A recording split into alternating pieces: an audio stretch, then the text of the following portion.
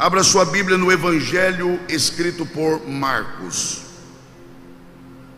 Marcos, que na sequência dos 4 evangelhos que abre o que nós conhecemos como o Novo Testamento, ele é o segundo dos evangelhos, embora ele seja considerado o mais antigo e que serviu de base para a escrita de Mateus e também de Lucas. O que Marcos escreve é a partir do que ele ouve do apóstolo Pedro, e ele escreve pensando nos romanos que dominavam o mundo na época. Claro que pela força, pelo poder, pela imposição.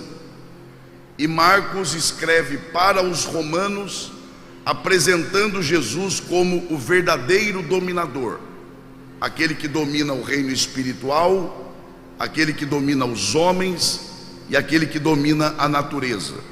Mas ele não domina pela força, ele domina como servo.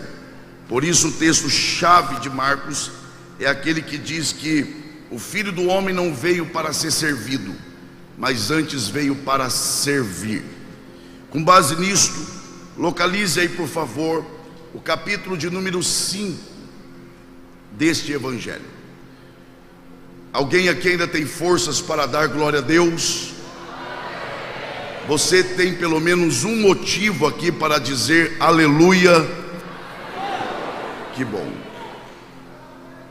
Marcos, capítulo de número 5, e nós leremos a partir do versículo de número 1.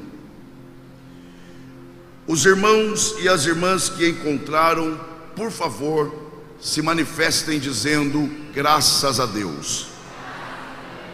A palavra do Senhor diz assim, meus irmãos: e chegaram à outra margem do mar, à província dos Gadarenos. E saindo ele do barco, lhe saiu logo ao seu encontro dos sepulcros um homem com espírito imundo,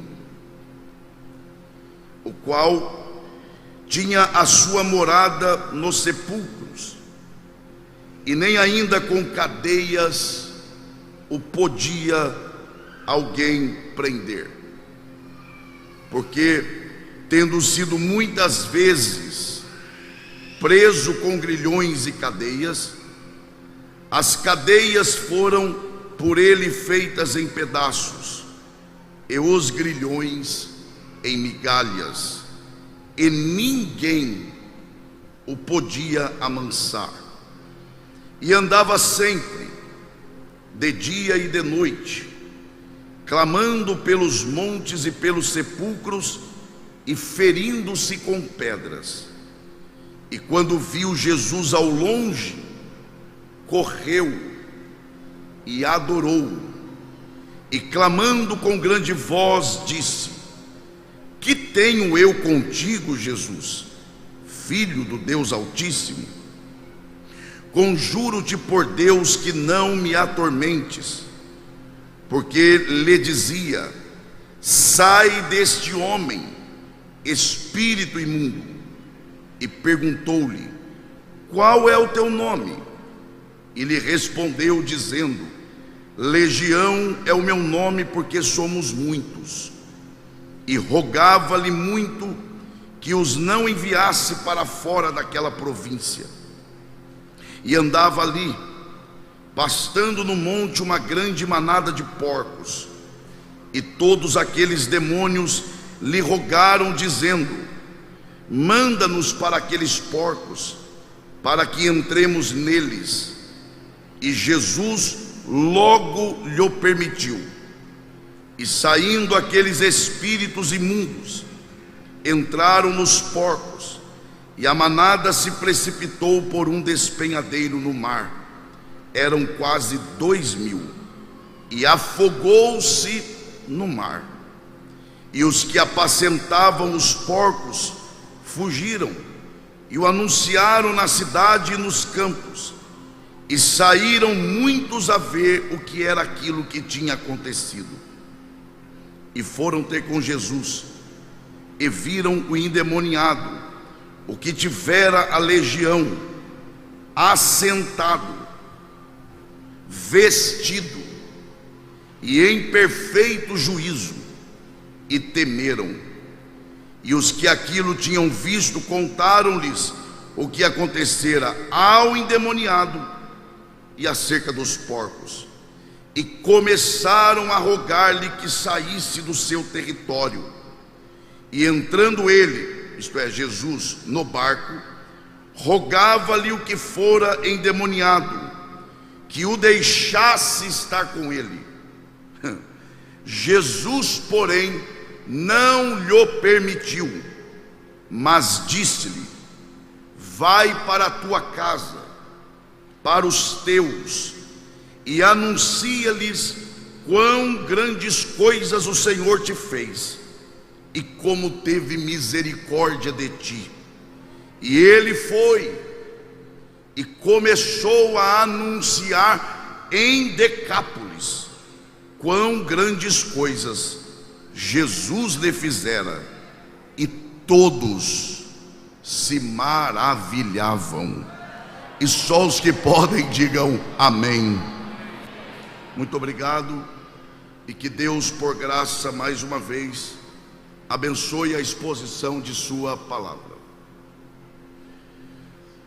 Eu quero começar aqui nesta noite reconhecendo duas coisas.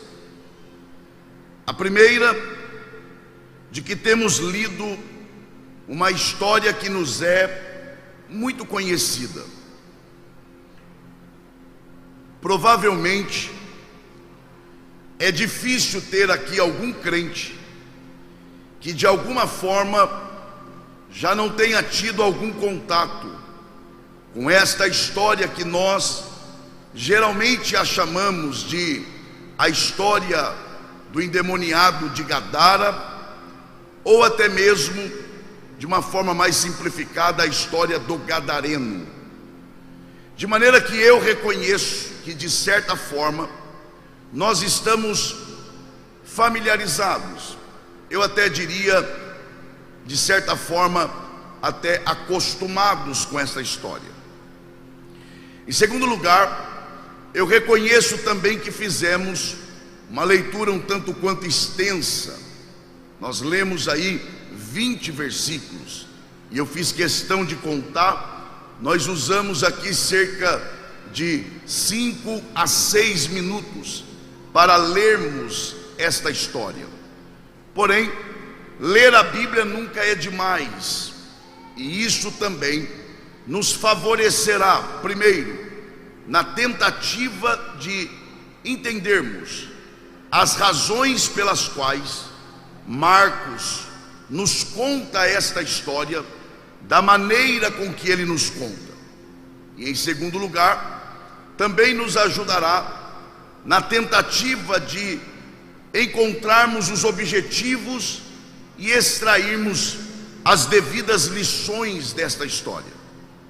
Agora, para você que me ouve, se queremos de verdade, pelo menos tentar entender esta história corretamente, é preciso trilhar pelo caminho correto da interpretação desse texto. E o primeiro passo, por incrível que pareça, não é olhar para o capítulo 5, não. Na verdade, o primeiro passo nesta direção é desconstruirmos a ideia errada, a ideia equivocada de que essa história ela começa no capítulo 5. Não, essa história ela não começa no capítulo 5. A verdade é que esta história ela começa no capítulo anterior, isto é, no capítulo de número 4.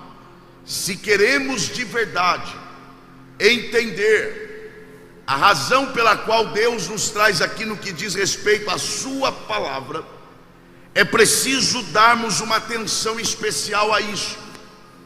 Esta história, a história do gadareno, ela só será bem compreendida se entendermos que ela começa no capítulo 4. O que é que está acontecendo no capítulo 4?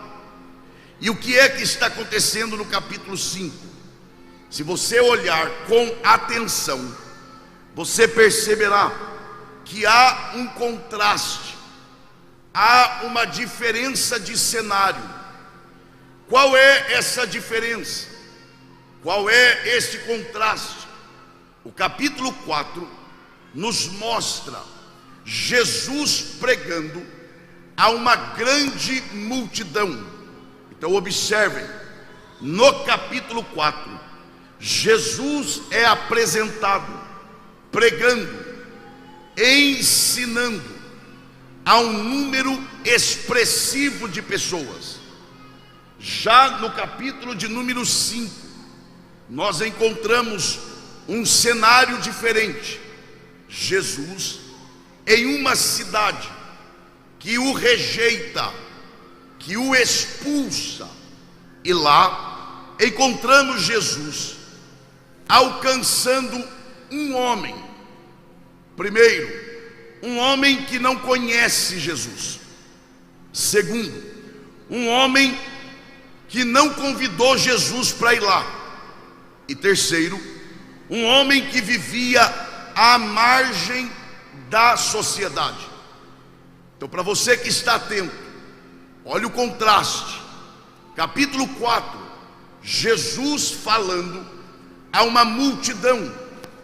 Capítulo 5, Jesus indo em direção a um homem que vivia excluído, que vivia fora do convívio da sociedade. Aqui é preciso dar um destaque, e não se preocupe que nós vamos chegar lá. Aqui é preciso dar um destaque especial. Primeiro, a título de entendermos esse texto, e segundo, para fortalecer a nossa fé cristã, o fato de que, embora Jesus estivesse na condição de homem, todavia Jesus nunca, eu repito essa expressão, Jesus nunca deixou de ser Deus. É verdade, ele está na condição de homem, é verdade, mas isto não quer dizer que ele deixou de ser Deus.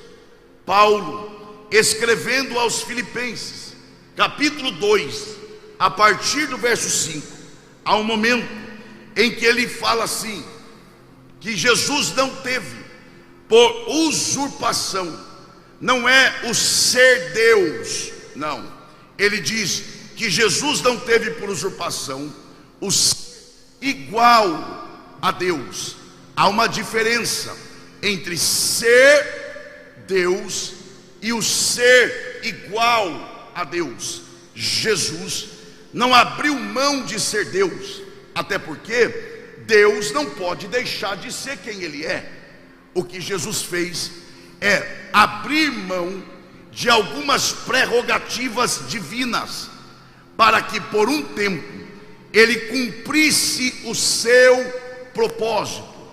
Ora, se Jesus deixasse de ser Deus, o seu sacrifício não teria valor, porque o que dá valor ao que Jesus fez na cruz não é a cruz em si, não é o seu sofrimento, até porque outros morreram desta forma também.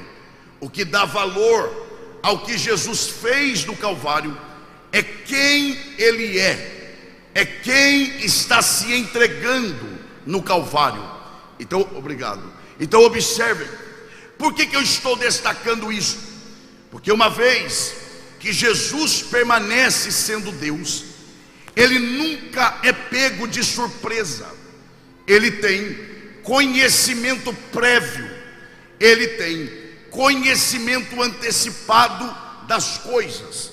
Então agora voltando aqui, capítulo 4, ele está diante de uma multidão, ele está falando a muita gente, e é claro, ele sabe antecipadamente que ele vai a Gadara para buscar um homem apenas, Jesus, que não se preocupa só consigo mesmo, mas também e principalmente com aqueles que andam com ele, e sabendo que os seus discípulos eram apegados à quantidade, a número, e que ficavam deslumbrados com a quantidade da multidão. O que é que Jesus faz? Jesus sabe que ir a Gadara para buscar um homem só traria aos discípulos uma preocupação. Então o que é que Jesus faz? Jesus, antes de ir a Gadara, ele decide preparar os seus discípulos para o que vai acontecer do outro lado. Qual é a melhor forma de você preparar alguém para uma batalha espiritual, senão ensinando a palavra, pregando a palavra? É o que Jesus faz. Preste atenção nisso. No capítulo 4, o que nós temos é Jesus preparando os seus discípulos para o que está para acontecer do outro lado. Como é que ele faz isso? Ele faz em forma de ensino, por meio de 4 parábolas. Cada parábola, você precisa entender isso, cada parábola, Jesus está ensinando um princípio com base no que eles vão viver do outro lado. Dobre atenção para você não me interpretar mal, por favor. A primeira parábola é a parábola que nós, repito, nós chamamos de a parábola do semeador. Mas deixa eu já lhe dizer, e é por isso que eu peço para você dobrar atenção, para você não me interpretar mal. Entenda isso. Embora conheçamos esta parábola como a parábola do semeador, todavia ela não é a parábola do semeador. Ah, pastor, é sim. Não é não. É, pastor. Não, não é. Pastor, está escrito na Bíblia. Tá não. Está escrito na epígrafe. E epígrafe não é a Bíblia. A epígrafe é a percepção do tradutor. É o que o tradutor entendeu à sua maneira. Mas percebam, para você que está atento, percebam que ao contar a história, a ênfase de Jesus não é no semeador, não é na semente, porque percebam, ele fala de um semeador, de um tipo de semente, e olha agora, e ele fala de 4 tipos de solos. Ele não dá ênfase no semeador, ele não dá ênfase na semente, ele dá ênfase nos solos. É um semeador, é uma semente e 4 tipos de solos, 3 ruins e só um que é bom. O que é que Jesus está ensinando aos discípulos? Na verdade, de forma muito educada, Jesus está desconstruindo na mente dos discípulos a ideia da supervalorização da quantidade. É como se Jesus estivesse dizendo: está vendo essa multidão me ouvindo? Sim, Senhor, claro. Então, a maioria aqui não recebe a palavra como deveria. Todos ouvem, mas é uma minoria que de fato recebe a palavra como deveria receber. Jesus está desconstruindo a ideia da supervalorização da quantidade na mente dos discípulos. Eu preciso adiantar, Jesus segue, e aí ele fala da parábola da candeia. Qual é a moral da parábola da candeia? A moral é de que tudo que é feito aqui, ainda que de forma muito bem escondida, aqui será revelado. tudo que é feito aqui, ainda que ocultamente, aqui será revelado. Jesus está apontando para Gadara. Lembram da história em que algumas pessoas tentaram segurar aquele homem? Quem assiste de fora vê o sofrimento daquele homem e vê um grupo de homens tentando segurá-lo, amansá-lo, organizá-lo. O que se pensa? Esses homens deixaram de fazer o que estão fazendo para tentar ajudar esse homem. Até Jesus chegar, se pensou que estes homens estavam preocupados com o endemoniado. Quando Jesus chega, muda a vida daquele homem. A cidade vem ver o que aconteceu. O homem está liberto. Ninguém se importa com o homem, mas o que eles se importam? Com os porcos que morreram. Ou seja, até Jesus chegar, se pensava uma coisa. Quando Jesus chegou, a verdade apareceu. Jesus está ensinando isso também aos discípulos. Aí ele segue. Aí aqui sim, a terceira parábola. Aqui é a parábola do semeador. É que a gente não dá atenção devida a ela, porque ela é pequena demais. Mas a terceira parábola, ela sim, é a parábola do semeador, porque a ênfase de Jesus é no semeador. Olha o que ele diz. Ele diz assim, que o semeador saiu a semear, e tendo lançado a semente, foi para casa e dormiu. Olha isso. Olha o que Jesus está dizendo. O semeador semeou e voltou para casa para descansar, para dormir. Por que Jesus faz questão de dizer que o semeador, após semear, ele foi para casa dormir? Porque Jesus está ensinando os discípulos que o semeador só tem poder na semente, enquanto a semente está na sua mão.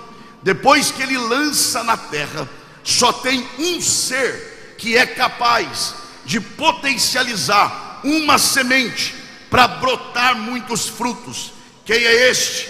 Paulo depois explica, quando ele diz, escrevendo à igreja que estava em Corinto: eu plantei, Apolo regou, e o que vocês fizeram? Aguardamos. Por quê? Porque o máximo que eu posso fazer é plantar e regar, mas quem dá o crescimento é aquele que dá semente a quem semeia. Ou seja, Jesus está preparando os discípulos para o que vai acontecer do outro lado. E aí Jesus encerra esta série de estudos preparatórios aos discípulos, falando da parábola do grão de mostarda. Qual é a lição da parábola do grão de mostarda? A lição é que o seu estágio inicial é pequeno, quase invisível, até desprezível pelo tamanho, mas quando cresce, é uma árvore frondosa, e até quem não quer ver tem que parar, olhar para a árvore e dizer: é verdade, o que começou pequeno, hoje se tornou algo grande, algo extraordinário. O que Jesus está ensinando aos discípulos? Nós estamos indo buscar um homem, é verdade, a princípio parece desprezível, mas daqui a pouco, daqui um tempo, esta sementinha pequena vai gerar algo extraordinário. E não é isso que aconteceu. Dias ou tempos depois, Jesus foi em Decápolis, e lá já estavam 5.000 pessoas que conheciam sobre Jesus e criam em Jesus. Começou com um gadareno e resultou numa igreja de 5.000 pessoas. Aí, para adiantarmos, Jesus então, agora, ciente de que os seus discípulos estão prontos, ele olha para os seus discípulos e diz: passemos para o outro lado. Observem Jesus não diz, vamos tentar. Jesus não diz, vamos ver se conseguiremos. Não, Jesus não tenta nada. Jesus, ele faz. Se ele decidiu fazer, ele não tenta fazer, ele pega e faz. Entraram no barco, lá vão eles. Imagine a cena aí, lá vão eles, atravessando o mar ou o lago, como você quiser. Lá vão, no meio do trajeto, uma tempestade.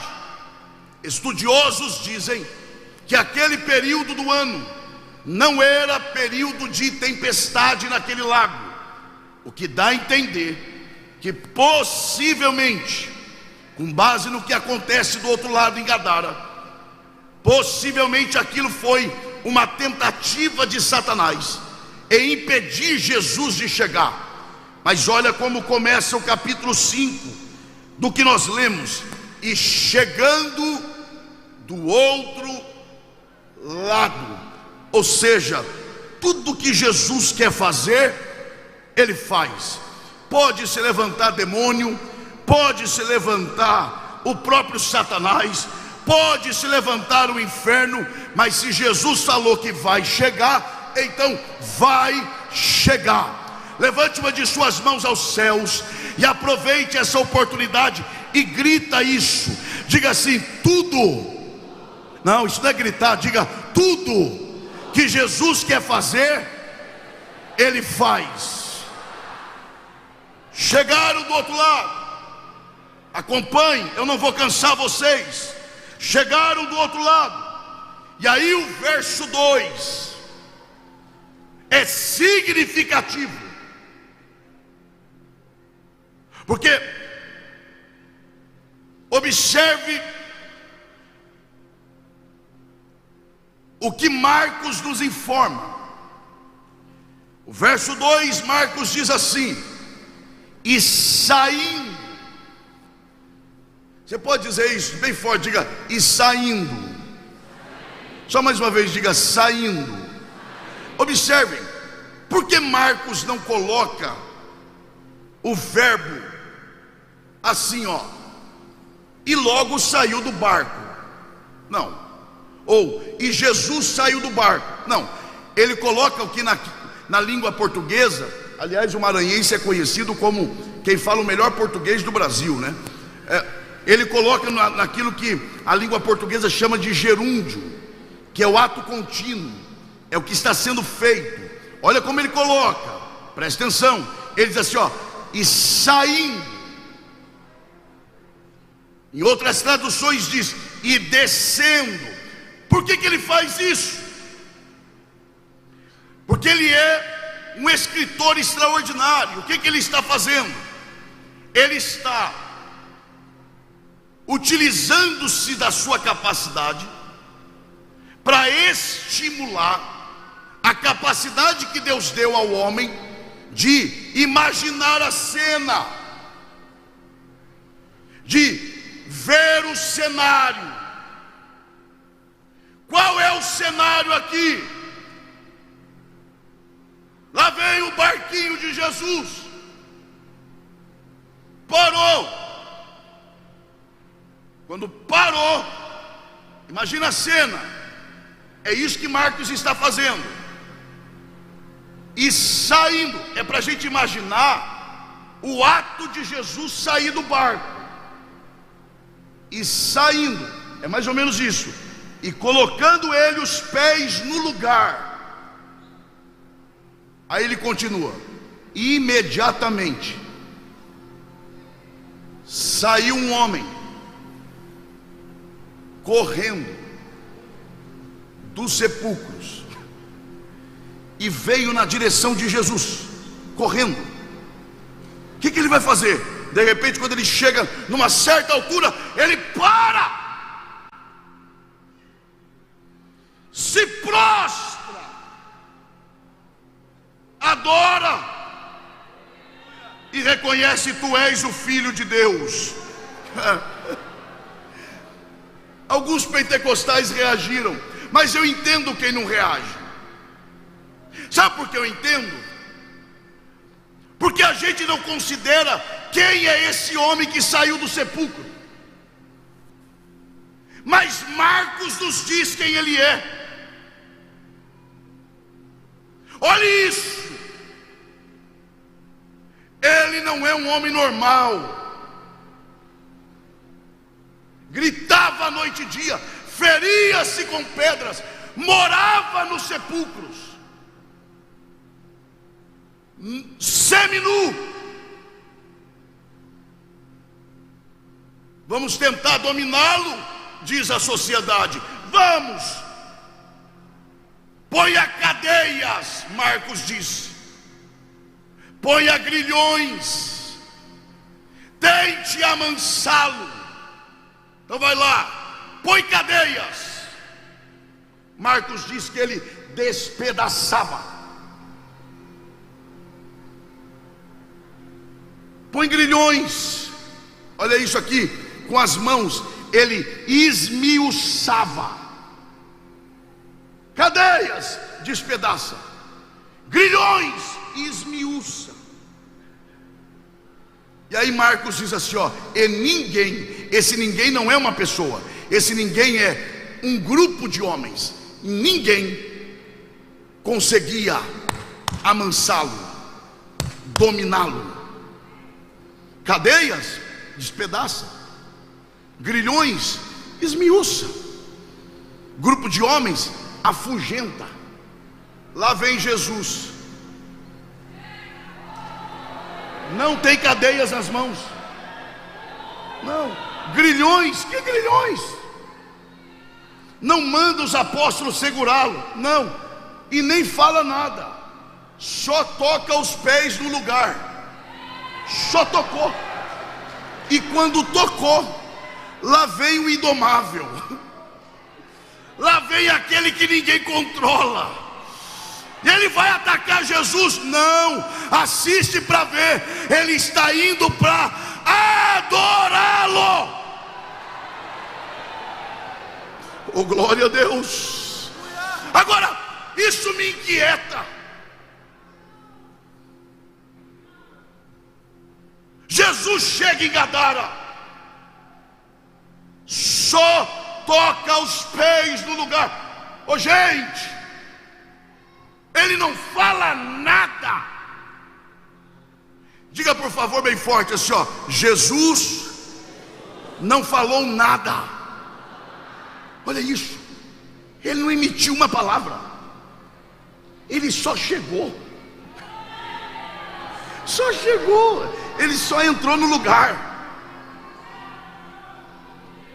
E de onde é que o homem saiu? Diga bem forte, sepulcros. Vai lá, por favor, diga sepulcros.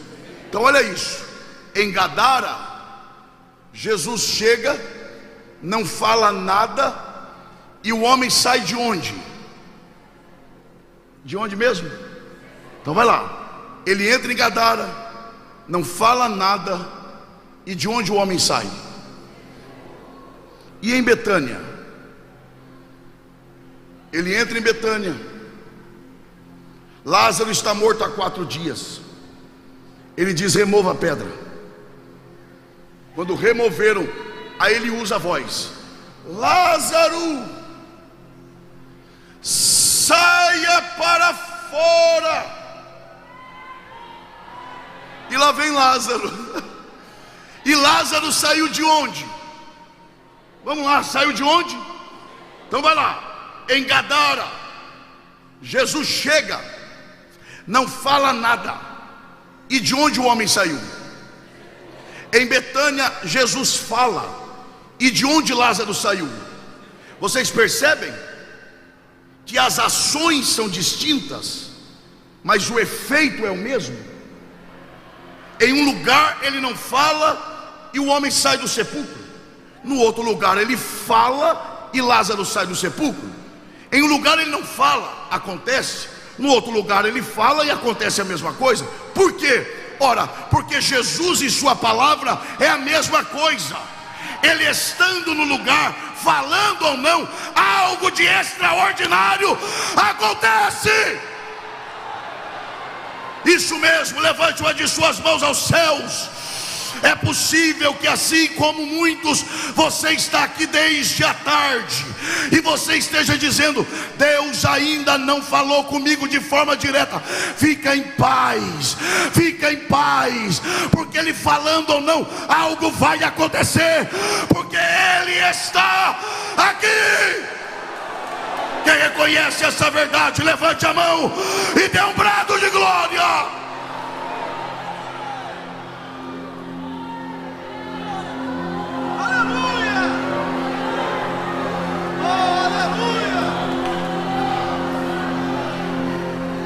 Eu preciso adiantar aqui. Outra coisa que me impressiona, aliás, outra coisa que me intriga. Ô meu irmão, quer deixar um pregador feliz? Não vem me falar que é dar comida para ele. É também, mas não é tudo. Pregador fica feliz com o quê? Com a oportunidade para pregar. Quem ensina, como é que você deixa ele feliz? Dá oportunidade para ele ensinar. Jesus é tanto pregador quanto mestre. Então o que ele gostava de fazer? Pregar e ensinar. Espera lá. Ele chega em Gadara. E aí eu vou te perguntar. Ele entra em Gadara, sai de Gadara, e quantas mensagens ele pregou em Gadara? Nenhuma.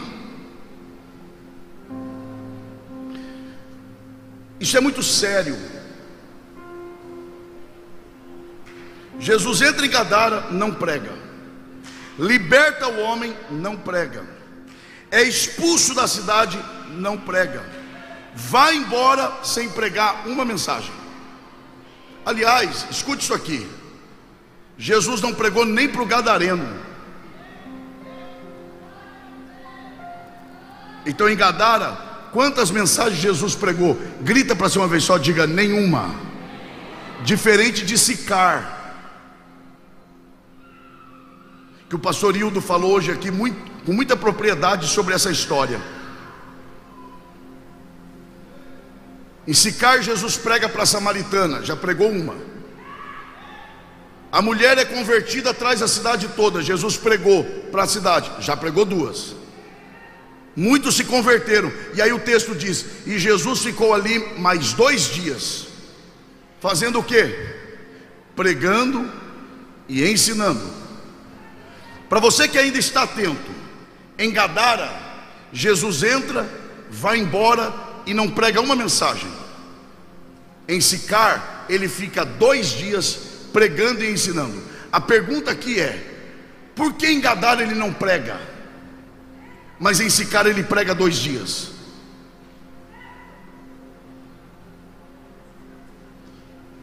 Sabe por quê? Porque Jesus não trabalha com quem não quer trabalhar com Ele. Jesus não fala com quem não quer ouvir. Jesus não é mendigo de atenção. Jesus não fica implorando a sua atenção, tipo assim: me adora, me adora. Tem gente que acha que se ele não adorar, Jesus fica triste depois do culto. Você está de brincadeira comigo, meu irmão. Você adorando a Ele ou não, Ele é quem Ele é. Quem perde por não adorar é quem não adora. Eu fico vendo umas coisas, pastor implorando para o povo vir para a oração. Pelo amor de Deus, venha orar, vamos evangelizar. Eu imagino Jesus do lado dizendo: não entendeu nada. Eu não imploro o serviço de ninguém. Trabalha quem quer, faz quem quer. Lá vai a multidão, Jesus entrando em Jerusalém e a multidão gritando: Hosana, Hosana, bendito é o que vem em nome do Senhor. E os discípulos animados com aquilo. Jesus falou: vocês estão animados com isso? Não se admirem, porque se estes não clamarem, as pedras clamarão. Se você não fizer, tem quem faz. A missão não é da igreja, a missão é de Deus, confiar da igreja. Então se eu faço, dá certo. Se eu não faço, vai dar certo do mesmo jeito, porque a obra é de Deus. Quem reconhece essa verdade, levante a sua mão e dê o melhor glória a Deus que você pode. Eu vou adiantar aqui.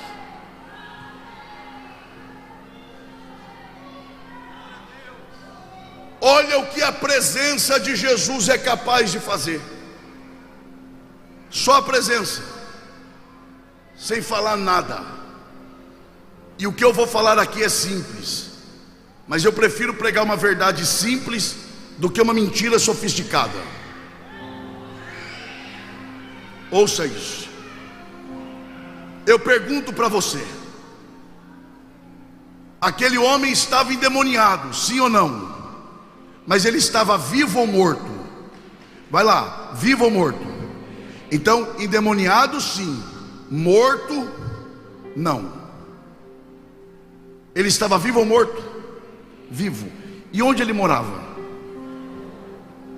E sepulcro é lugar de gente viva morar? Então ele estava morando aonde? Muda isso aí. Diga: no lugar errado. Ele estava morando aonde? Diga mais forte: no lugar errado. Quando Jesus chegou, de onde ele saiu? Diga: do lugar errado. E para onde ele veio? É isso que a presença de Jesus faz. Quando ele de verdade chega no lugar, tudo que está no lugar errado volta para o lugar certo. Tudo que está desajustado é reajustado. Você ainda quer a presença de Jesus na sua casa? Então se prepare, porque vai ter movimento dentro da sua casa. Porque o que estiver fora do lugar vai voltar para o lugar.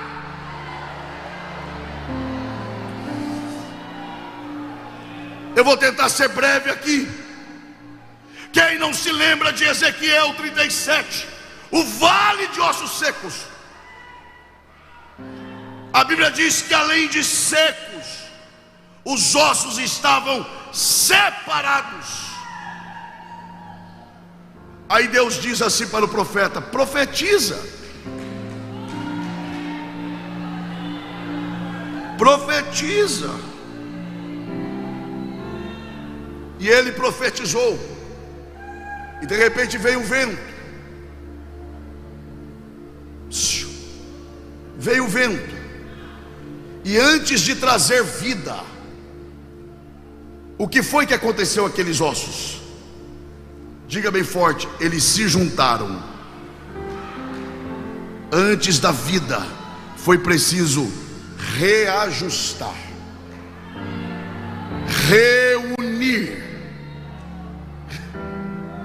Porque a presença de Deus não vai onde há separação. Mas quando a presença chega, o que está fora do lugar volta para o lugar.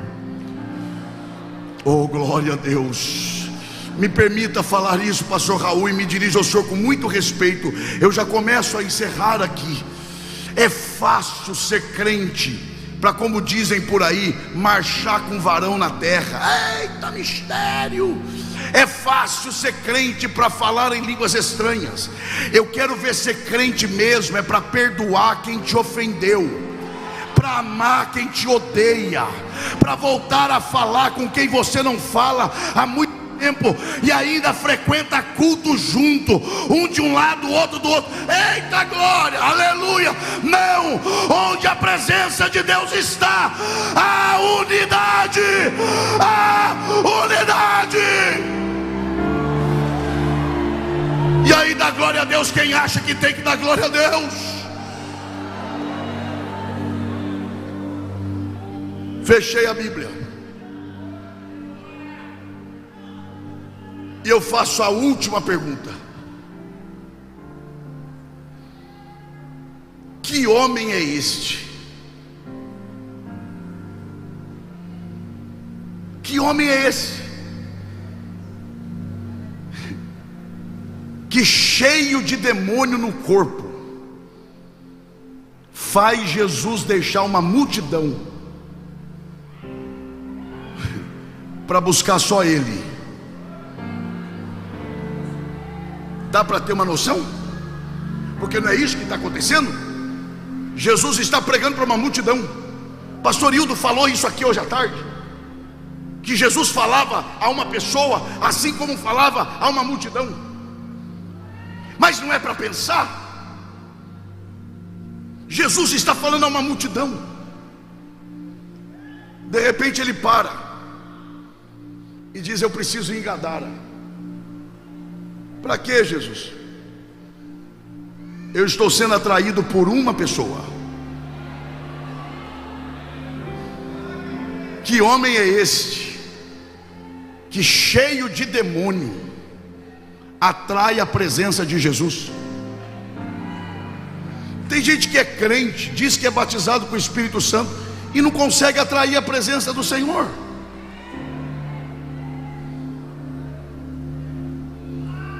Mas que homem é esse que faz Jesus agir como aquele pastor que deixa 99 guardada e vai em busca de uma?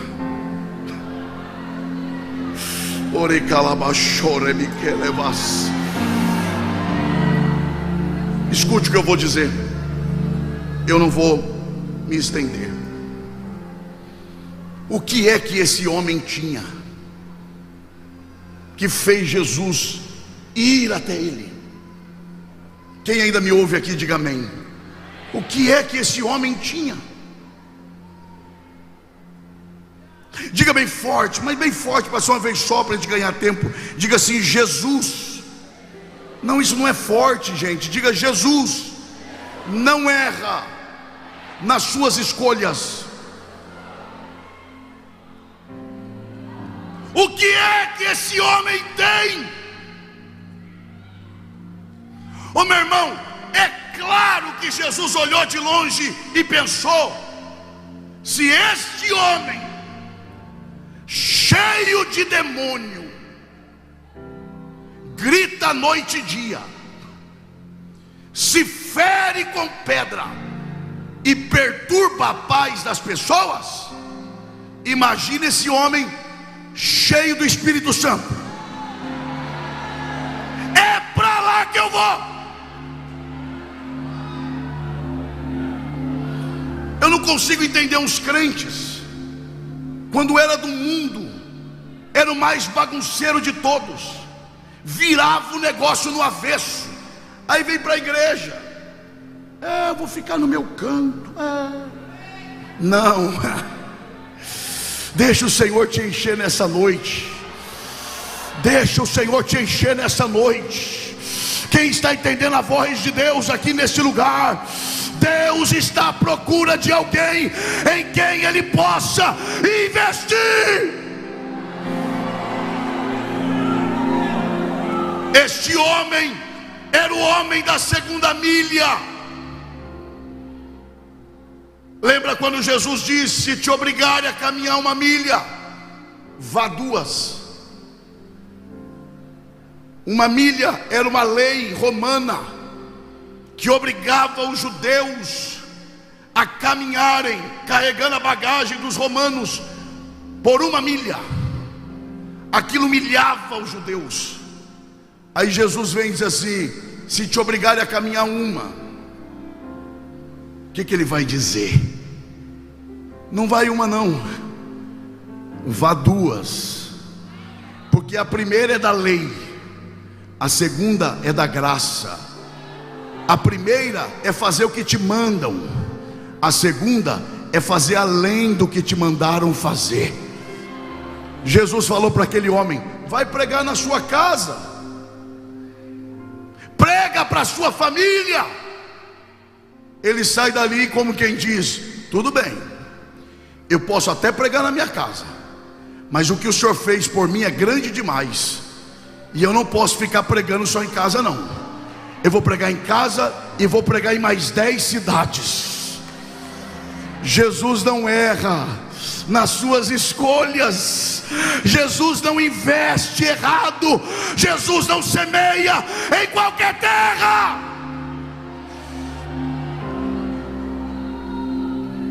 Quem é esse homem? Esse homem é alguém que antes mesmo que Jesus o encontrasse, a graça já o preservava. Quer ver que é verdade?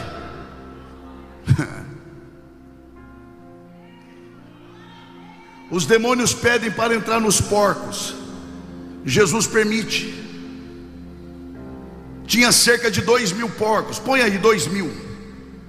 Então quantos porcos ficaram endemoniados? 2.000. Então tinha para cada porco no mínimo quantos demônios? 1. Então tinha no mínimo quantos demônios ali? É conta, 2.000. Assim que entraram nos porcos, o que os porcos fizeram? Se mataram. Por que vocês acham que aquele homem se feria com pedras? O que ele estava tentando fazer? Se matar. Por que Deus permite que 2.000 porcos se matem, mas aquele homem se fere com pedras e não morre? E não morre. Por quê? Porque antes de conhecer Jesus, a graça já o preservava, a graça já o protegia. Tem gente aqui que está entendendo a sua própria história, porque é uma hora dessa, quando você não conhecia Jesus, você estava em lugares horríveis, e lá você não entendia, era para eu ter morrido e não morri. O que é isso? Já era a graça de Deus te guardando, te preservando. Oh glória, quem reconhece isso, com a permissão do pastor da igreja, esteja em pé, adorando ao Senhor.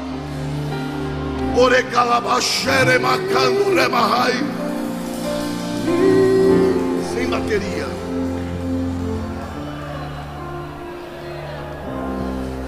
Onde está a mão que você levanta para adorar ao Senhor? Com respeito, é claro. Não toque no seu irmão. Eu não vim aqui para gerar nenhum tipo de constrangimento e nem problemas vindouros para a direção da igreja. Mas esta mão, estenda na direção da pessoa que está perto de você e diga para ela: você só está aqui com vida porque a graça tem te preservado.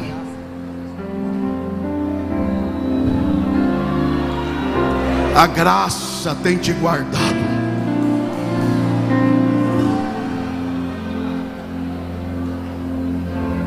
Eu vou encerrar para nós orarmos. Pastor Raul, Pastor Cavalcante, com muito respeito eu me dirijo aos senhores. Quem não ia querer um membro desse na igreja? Um testemunho desse? Você manda ele pregar na casa dele, ele prega em 10 cidades. Quem que não quer um crente desse na igreja? O pastor aceita gente tribulosa na igreja. Aceita tanto que tem gente que nem entende, fala: não sei por que o pastor insiste tanto com aquele irmão. Se fosse eu, ainda bem que não é você. Não, se eu fosse o pastor, por isso que não é você.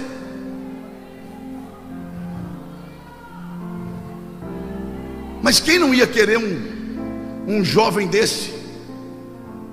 Pois ele olha para Jesus e diz: deixe-me entrar no teu barco. Como quem diz: deixe-me fazer parte da tua congregação. Sabe o que Jesus fala para ele? Não. É interessante porque o pedido dos demônios Jesus disse sim, e do homem Jesus disse não. Só que o sim de Jesus gerou a morte dos porcos. Agora o não de Jesus para o homem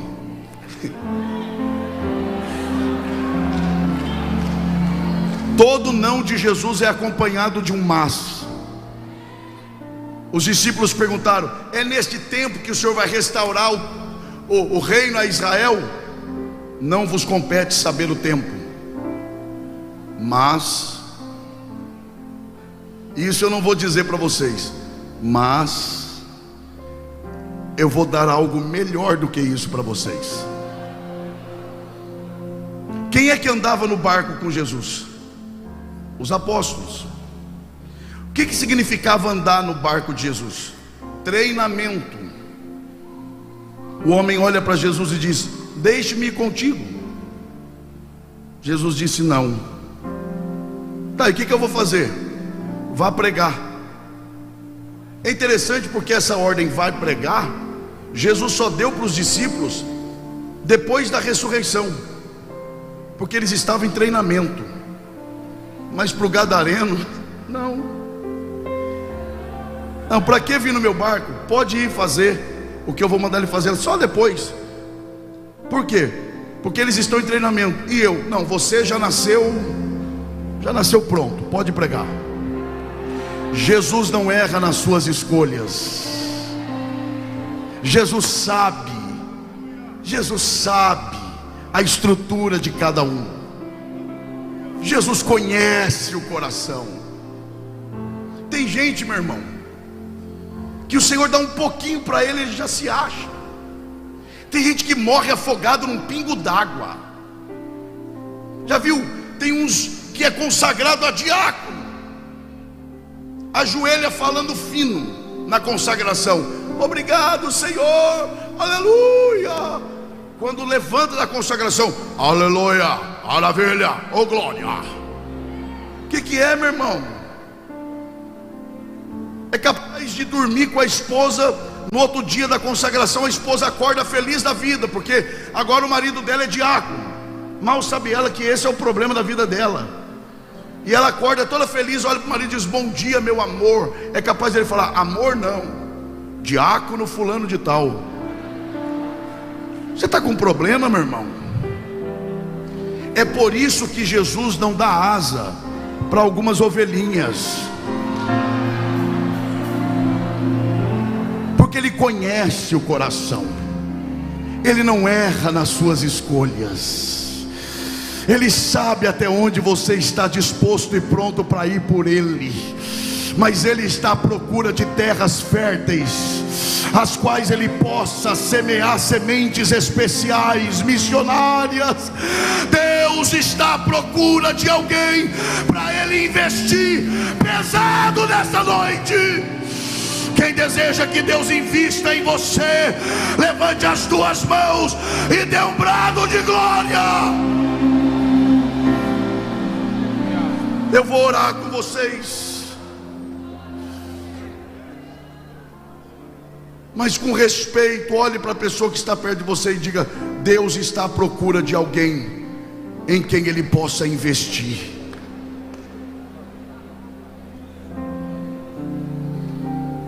Onde está você que quer que Deus invista em você? A começar lá de trás, onde tiver mãos levantadas, corações abertos, mente cativa ao que foi pregado, a graça de Deus vai te tocar agora. Senhor Deus, em nome de Jesus Cristo, teu Filho, obrigado, Senhor, pelo privilégio que o Senhor tem me dado de estar com meus irmãos aqui neste dia. Obrigado, Senhor, pela liderança da tua igreja nesse estado. Obrigado, Senhor, pela liderança da tua igreja nesta cidade. Obrigado, Senhor, por esse trabalho missionário que o Senhor tem plantado nesta cidade. Obrigado, Senhor, porque esta igreja tem entendido o valor de se envolver com a obra missionária.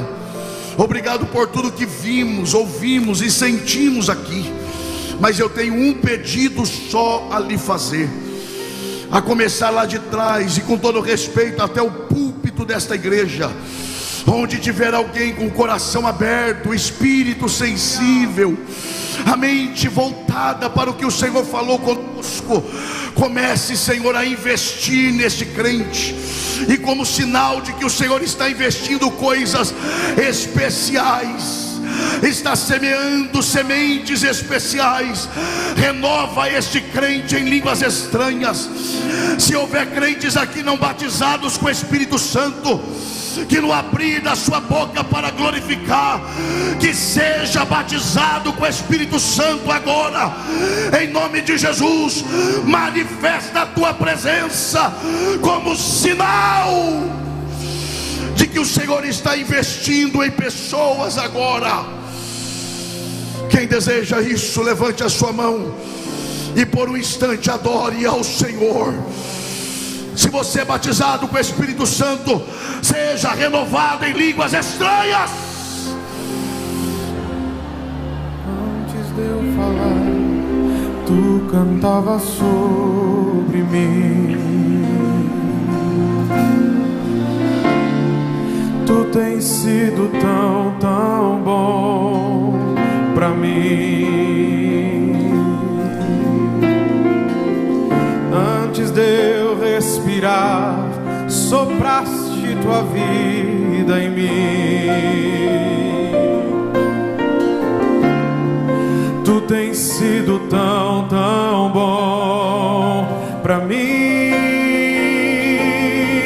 Oh, impressionante, infinito e ousado amor de Deus. Oh, que deixa as 99 só pra me encontrar. Não posso comprá-lo, nem merecê-lo, mesmo assim se entregou. Oh, impressionante, infinito e ousado amor de Deus.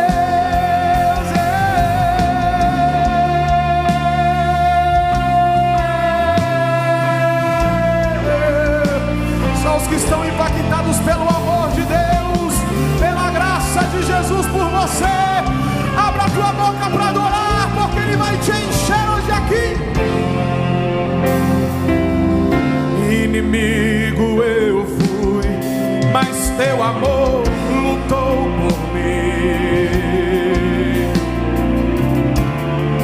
Tu tens sido tão, tão bom pra mim.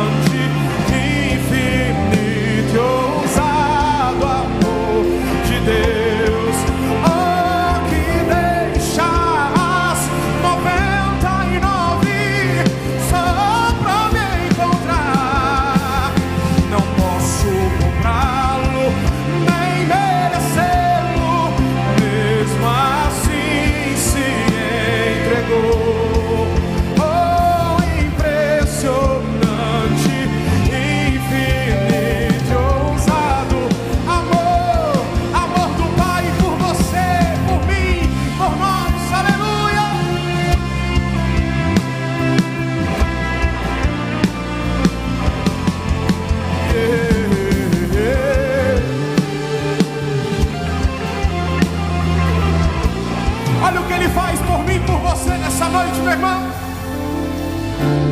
Traz luz para sombras, escala as montanhas pra me encontrar.